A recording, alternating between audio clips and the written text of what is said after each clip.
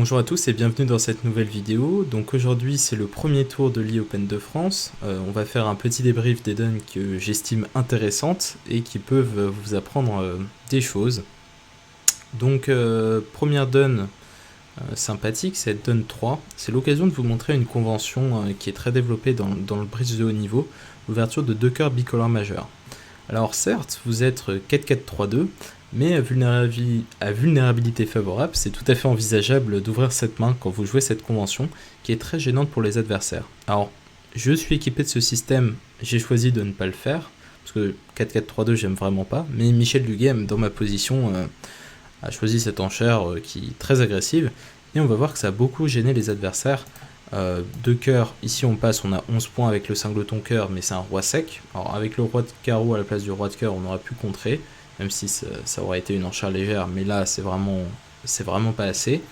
Et en or, on dit simplement 3 cœurs, parce qu'on est en sécurité distributionnelle, on connaît 9 atouts dans la ligne, et là ça devient embêtant pour les adversaires. Alors en est, il a choisi une enchère de contre, qui paraît raisonnable, parce qu'il a 16 points avec 3 petits cœurs, et même s'il a 2 cartes à pique, a priori on n'est pas parti pour jouer à pique, donc il a choisi l'enchère de contre. Et maintenant en ouest, il doit choisir. Alors ici l'enchère qui tombait bien c'était 5 trèfles, mais dans cette position d'Anabekassis a préféré l'enchère de 300 atouts qui est raisonnable, avec quelques points à cœur, roi valet de pique comme arrêt, on manque d'as pour jouer à la couleur, donc franchement ça fait sens. Et là, malheureusement, à 300 atouts, en thème du 3 de cœur, on perd un pair, et l'as de cœur fait tomber le roi, et on fait 5 levées de cœur à l'entame, et on bat 300 atouts. Donc le bon contraste est 5 mineurs, mais très difficile à atteindre après l'ouverture de 2 cœurs bicolores majeurs. Alors deuxième dun avec pour thème les barrages. Est-ce qu'on ouvre cette main en première position quand on a As-10 de cœur 6ème, Dame Valet pique 3ème, singleton carreau et Valet 10 de trèfle 3ème? C'est avant tout une question de style. En France, on est plutôt récitant à le faire avec cette vulnérabilité, parce qu'on a un peu tous les trucs qu'il faut pas, c'est-à-dire l'as de cœur blanc, bon, avec le 10, mais ça reste une levée de défense sûre, alors que ça fait très peu de levée à la couleur, si le partenaire n'est pas fité. Dame Valet de pique 3ème, donc potentiellement un contrat à pique meilleur qu'à cœur si le partenaire a 5 cartes à pique et le singleton cœur notamment, voire 6 cartes. Et on est rouge contre vert, donc bon, pas très recommandé en France, mais il y a des étrangers qui le feront sans sourciller. Alors, quel point de vue adopter, celui des Français ou celui des étrangers? C'est pas très important. Ce qui est essentiel, c'est d'être d'accord avec son partenaire et qu'il sache absolument à quoi s'attendre quand vous ouvrez au palier de 2, que ce soit 2 carreaux multi ou 2 cœurs faibles. Bon, mes adversaires ont choisi l'ouverture de 2 cœurs et il a prolongé à 3 cœurs. Le reste de la donne n'a pas vraiment d'importance. Normalement, on doit arriver à 3 cœurs dans une situation compétitive où les nord-sud se fit à trèfle et les est-ouest à cœur. Mais je voulais insister, puisqu'on va le voir par la suite, ça va continuer sur ces questions de style. Et voilà la petite dernière donne ayant pour thème les ouvertures de barrage. Est-ce qu'on ouvrait en première position cette merveille vert contre rouge? Alors, on connaît les arguments pour. Évidemment, un barrage à 2 piques ou à 2 carreaux multi, dans une moindre mesure, dans cette position, c'est très gênant. Le risque de pénalité est moindre grâce à la vulnérabilité, et vous empêcherez parfois vos adversaires de trouver la meilleure partielle, la meilleure manche ou le meilleur chelem. Ce qui contrebalance évidemment, c'est que vous avez 2 levées de défense, une couleur très moche, mais voilà, vert contre rouge, la plupart des joueurs de haut niveau ont choisi une ouverture avec cette main de 2 piques, et c'est vrai que ça gêne clairement les adversaires pour enchérir. Alors par exemple, ouverture de 2 piques, ici en or. Alors en est, on a 4, 6, 7, 9, 13 points d'honneur. Alors il y en a qui ont choisi une intervention à 3 cœurs, d'autres qui ont choisi une enchère de contre. L'avantage de l'enchère de 3 cœurs, c'est qu'on montre tout de suite qu'on a un 5ème cœur, mais l'inconvénient c'est qu'ils sont pas très beaux, c'est assez dangereux. Un contre est plus souple, bon, si ça devient clairement plus simple si vous commencez par un contre. Si vous commencez par l'enchère de 3 cœurs et que l'adversaire barre à 4 piques, là on doit un peu se jeter à l'eau, on doit un peu choisir si on contre ou si on dit 5 trèfles.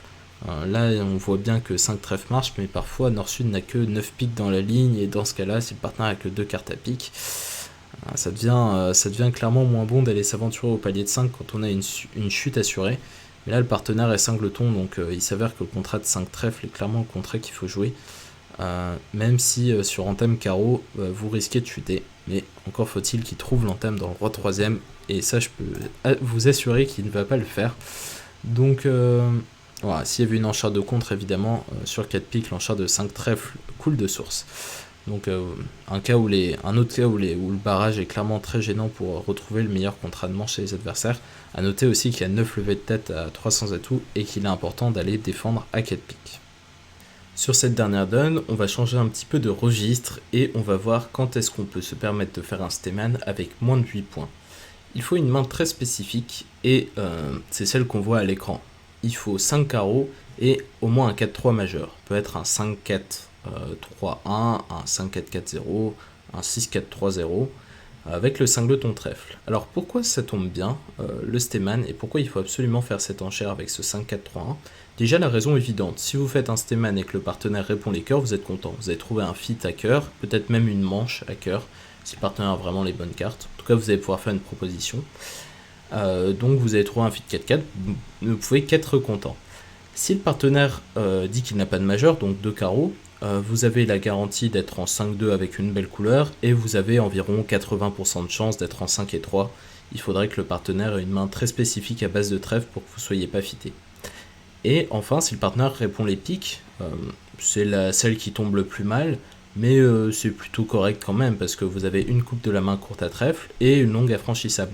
Et puis de temps en temps, le partenaire il a 5 cartes à pique. Donc voilà pourquoi c'est bien meilleur de faire un Steman que de passer. C'est une enchère un peu méconnue, mais ici il faut absolument la faire. Alors en sud on répond 2 carreaux, en or on n'a pas de majeur, enfin en sud on n'a pas de majeur et en or conformément à son plan on passe. Et la question maintenant c'est est-ce qu'il faut réveiller avec la main d'est?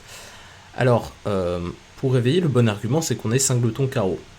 Le problème c'est que la situation est vraiment très dangereuse parce qu'on connaît un 4-3 majeur en or. Donc il est peu probable qu'on ait un fit majeur. Bon, évidemment ici c'est le cas puisque je le dis, mais il faut qu'il y ait spécifiquement 3 cartes dans une majeure en or et 2 cartes dans cette même majeure en sud. Ce qui est vraiment peu probable. Le cas le plus fréquent qui va arriver, c'est que vous ayez un fit trèfle dans la ligne puisque nord est cingleton. Mais parfois ça peut vraiment mal tourner si disons le partenaire a un pic de moins, un trèfle de moins et 2 carreaux de plus avec un petit valet 5ème. Vous n'allez pas vous retrouver dans un super contrat en 4-3, ça va pas être génial, et vous risquez de prendre un peu cher. Mais bon, évidemment, il y a tous les bons cas où on gagne des points dans les partiels et où il faut réveiller, c'est pour ça que Gilles Perret, avec cette main, a décidé de contrer. Sud a dit 3 carreaux parce qu'il connaît 5 cartes chez son partenaire, donc il rentre dans les compétitives. Et maintenant on va s'intéresser un petit peu au jeu de la carte. Alors en ouest, il n'a pas d'entame particulièrement attrayante, et il a choisi l'entame Batou, sachant que son partenaire a 5 boutons, il ne peut pas filer de levée, en entamant dans le valet 3ème. Alors on a pris du 8 ici, on a tiré un petit tour d'atout, et on a joué trèfle. Et là, vous aviez intérêt à être prêt avec la main d'Est. Quelle carte vous fournissez? Alors, ce qui peut paraître intuitif, c'est de mettre l'As. Vous voyez un cingleton au mort, vous mettez l'As, des fois que le déclarant est le roi, vous risquez de perdre une levée. Mais en fait, c'est statistiquement pas bon de mettre l'As. Et il y a plusieurs raisons à cela. Déjà, si le partenaire a le roi et le déclarant dame valet 10, quand vous plongez de l'As, Sud va pouvoir faire une expasse et affranchir ses trèfles plus facilement que si vous mettez un petit. Quelqu'un il peut pas faire l'expasse à l'As, enfin si il peut la faire, mais il va perdre l'As. Donc ça c'est un bon cas. Le deuxième bon cas, c'est si le déclarant un roi dame 4ème, vous mettez petit. Alors certes, il gratte une levée de trèfle qu'il n'aurait pas fait si vous aviez mis l'As, mais d'un autre côté, maintenant, il a fait une levée, alors que si vous aviez plongé de l'As, il en aurait fait deux. Et a priori, ces défauts vont être utiles, parce que dans les majeurs, il n'a pas tout mettre. Et enfin, le troisième bon cas, c'est celui où le partenaire a la dame, et le déclarant, il peut que passer la mauvaise dans ce cas-là. Enfin, sauf s'il a vu votre jeu ou votre hésitation, mais normalement, il va partir du principe que vous n'avez pas l'As puisque vous n'avez pas plongé, donc c'est le seul argument qu'il a à sa disposition en quelque sorte. Donc il va passer le valet, il va perdre la dame, donc ça c'est ce qui s'est passé à la table. Dame BK6 en main à rejouer à tout, et là le déclarant, il peut plus rien faire. Alors ce qu'il a essayé de faire, c'est prendre ici, puis jouer le roi de trèfle pour défausser un pic. Donc il a défaussé le pic, mais maintenant retour dame de cœur, petit, Évidemment, on ne rejoue pas le valet parce que sinon on a franchi le 10, mais tout simplement, Gilles Perret est ressorti neutre à trèfle. 10 de trèfle, le 9 pour défausser un pic, et là on est obligé de perdre 2 cœurs quoi qu'il arrive, le coup est fini. Donc très beau flanc de Dana Cassis et Gilles Perret, et bien enchéré également pour pousser leurs adversaires jusqu'à 3 carreaux. Pour finir, on va faire un petit tour sur les différents classements, donc tout d'abord le classement des équipes. Alors il y a eu une surprise majeure dans les différentes poules, c'est la victoire de Universal Ears Corp, une équipe constituée de première carreau, première cœur et première pique, qui a battu Challenge Magic, une des équipes favorites du tournoi, qui a 400 à l'indice. Donc bravo à eux qui s'imposent sur une petite marge. Pour le reste des poules, on voit les favoris du tournoi qui sont dans les premières places. Donc rien de particulier à noter. Je fais quand même un petit tour rapide sur le Butler. Donc vous voyez que Phil14 et Oui se sont emparés de la tête de ce Butler au bout d'un match. Donc félicitations à eux.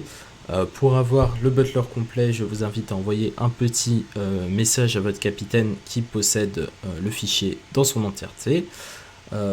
Pour ce qui est de cette vidéo, bien c'est terminé. Si vous avez apprécié, n'hésitez pas à la liker. On se retrouve ce soir en live. Je serai aux commentaires en compagnie de Christophe Ourcel, entraîneur historique et actuel des équipes juniors. On commentera un match de haut niveau entre On dirait le Sud et Fenouil qui sont premiers et deuxièmes de cette poule 1.